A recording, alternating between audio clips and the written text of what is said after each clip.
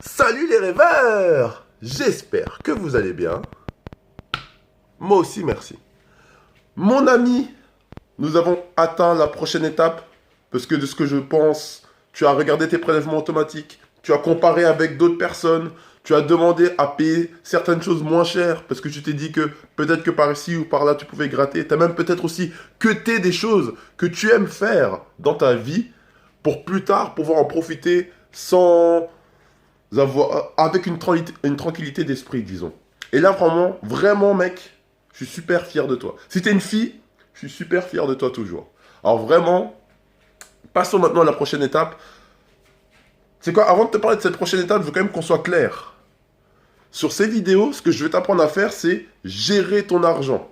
Tout comme moi, je gère mon argent, en fait.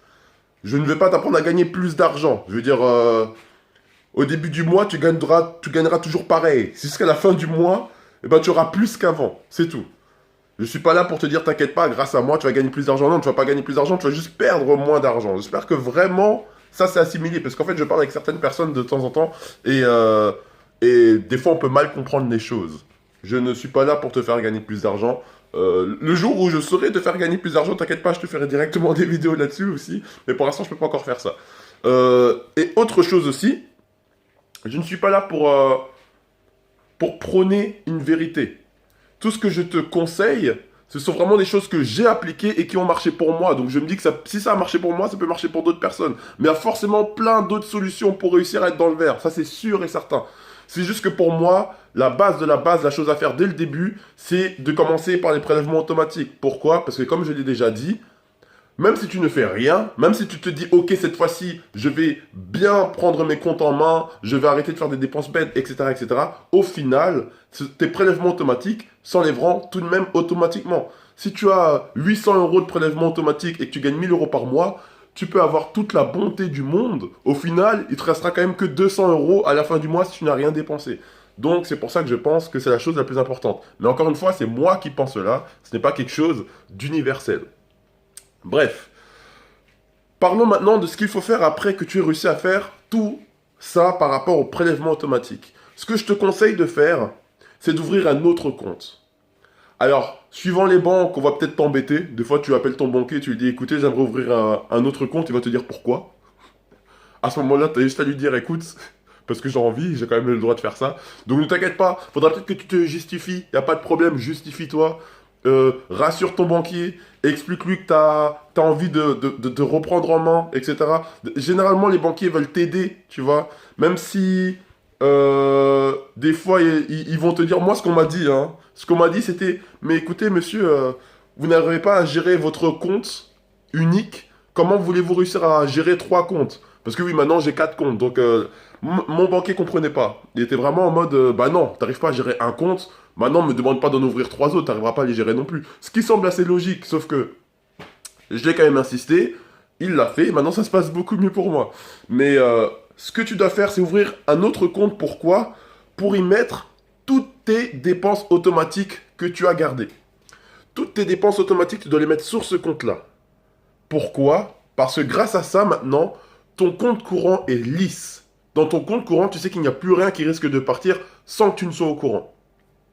Tu mets tous tes prélèvements automatiques sur l'autre compte et tu te fais un virement automatique chaque début de mois de la somme de tes prélèvements automatiques mensuels. C'est-à-dire que si tu as un prélèvement, si tu as ton loyer qui arrive le 5 du mois, tu as ton assurance voiture qui arrive le 10 du mois, tu as ta facture d'électricité qui vient, bon, même si c'est tous les 3 mois peut-être pour toi, bah, ça vient peut-être le 14 du mois, tu as le truc de la petite fille ou du petit garçon qui arrive le je sais pas combien du mois, et ben dès le premier du mois, tu as déjà fait un virement de 800 euros, on va dire, et tu sais que ces 800 euros servent pour tous tes prélèvements automatiques qui font en tout 800 euros.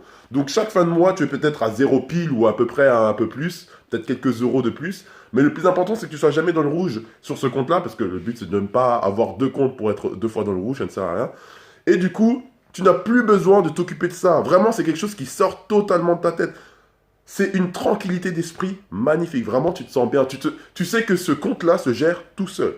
Tous tes prélèvements automatiques sont déjà gérés par ton virement que tu as fait dès le début du mois. Et là, vraiment, tu te sens bien. Je te dis comme c'est.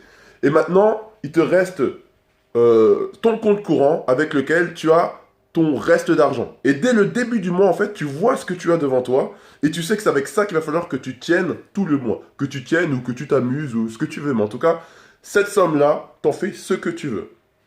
Donc retiens bien ça. Le fait est que il ne faut pas, enfin, souvent ce que moi je faisais en tout cas, c'était que je me disais, ah ouais, c'est bon. Genre, je savais que j'avais des prélèvements, on va dire on est le 13 du mois, je savais que j'avais des prélèvements qui allaient peut-être venir le 20, le 17, le 25, etc. Des prélèvements automatiques, mais je me disais, ah non, mais c'est bon, là j'ai assez, je pense que si je vais acheter ça, ça suffira parce que ça me permettra de blablabla, blablabla, blablabla. Et du coup, arrivé fin du mois, finalement, j'étais grave dans le rouge et rien ne s'était passé comme prévu. Parce que tu te dis souvent, ah mais ça va, je viens de gagner ça, ça va payer mon loyer. Ah mais j'ai gagné ça, ça va payer mon je sais pas trop quoi. Et très souvent quand on gagne un peu d'argent, je vais pas dire par hasard, l'argent ne vient pas par hasard, mais des fois quand on gagne de l'argent d'une certaine façon, autre que par son salaire ou quoi, on se dit souvent, ah mais c'est bon, je peux le dépenser, mais en même temps ça va payer ça, ça, ça. Des fois on reçoit 20 euros et on croit que ces 20 euros peuvent payer 200 euros de choses qu'on a à payer derrière. Mais non. Pas du tout. Donc ce qu'il faut faire vraiment, c'est voir dès le début combien tu as et savoir que cet argent-là, c'est de l'argent que tu peux utiliser comme tu veux. Maintenant qu'on a réussi cette étape, de faire un deuxième compte pour mettre tous les prélèvements automatiques, eh ben, on va pouvoir passer à la troisième étape sur la prochaine vidéo. Surtout, n'oublie pas un truc, c'est que pour ouvrir ce deuxième compte, ça prend même pas une demi-journée. Genre, tu appelles ton banquier, tu demandes d'ouvrir le compte, il dit d'accord, le lendemain, ton compte est fait. C'est bon, il n'y a aucun problème. Ensuite, il va peut-être falloir que tu appelles toutes tes autres firmes et que tu leur dises, écoutez, est-ce que je pourrais vous envoyer un autre RIB pour être prélevé? Ils vont tous te dire oui, il n'y a aucun problème. J'ai fait ça pour peut-être 8 entreprises différentes, ils m'ont toutes dit oui, aucun problème. J'ai envoyé les RIB et c'était bon.